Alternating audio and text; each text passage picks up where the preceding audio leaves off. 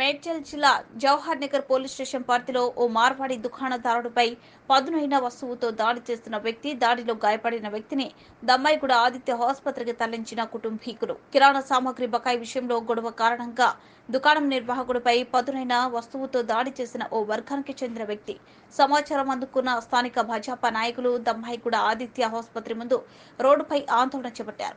దుకాణదారుడు హిందువు కాబట్టే దాడి చేసి చంపేందుకు ప్రయత్నించాడని ఆందోళన చేస్తున్న బీజేపీ నాయకులు.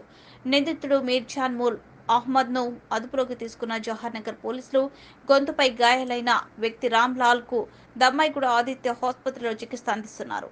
ప్రజల నుంచి కొంచెం జాగ్రత్తగా ఉండాలని తెలియజేస్తూ ఈరోజు ఈ సంఘటన ఏదైతుందో రామ్ లాల్ అనే వ్యక్తి అతను ఇతర నార్త్ ఇండియా నుంచి ఇక్కడ బతకనికి 20 సంవత్సరాల నుంచి ఇక్కడ వచ్చిండు. అతను షాప్ నడుపుకుంటున్న వ్యక్తిని ఒక పైసలు అడిగినందుకు, అతను పైసలు ఇచ్చేది ఉండే, పైసలు అడిగినందుకు అతను చాక్ తీసుకొని వచ్చి పొడవడం చూసినాం. కాబట్టి ఇది తీవ్రంగా ఖండిస్తున్నాం. దీన్ని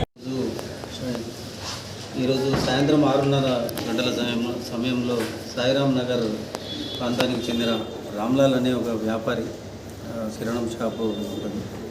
దానికి ఇంటి ఎదురుగానే ఉండే ముజమ్మిల్ అహ్మద్ అని అతనికి డబ్బుల విషయంలో గొడవ ఉంటే ఇతనికి డబ్బుల గురించి అడిగిన సందర్భంలో అతనికి కోపానికి వచ్చి అతను కత్తితోని ఇతని మీద హత్యా ప్రయత్నం చేసిండు.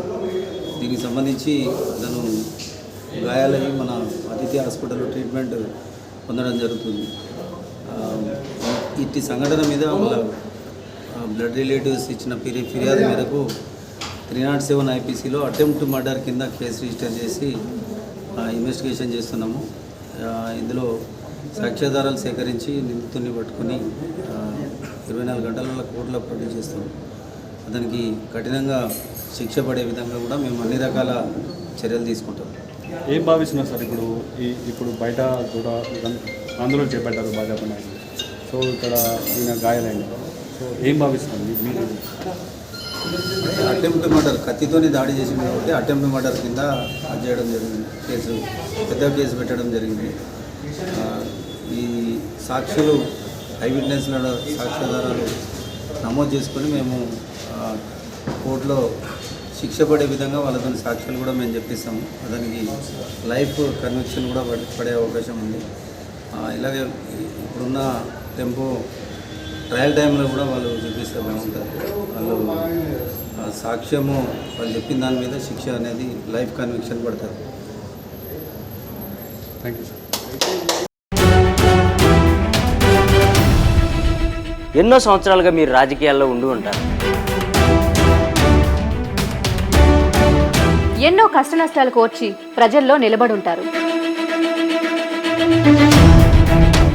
సామాన్య ప్రజలకి కొండంత అండగా ధైర్యాన్ని ఇచ్చుంటారు. నిజమైన ప్రజానాయకుడిగా ఉండవలసిన మీరు సామాన్యుడిగానే ఉండిపోయారా? ఒక ప్రజానాయకుడిగా త్వరగా ఎదగాలనుకుంటే S4 టీవీ న్యూస్తో కలిసి నడవండి, కలిసి గెలవండి.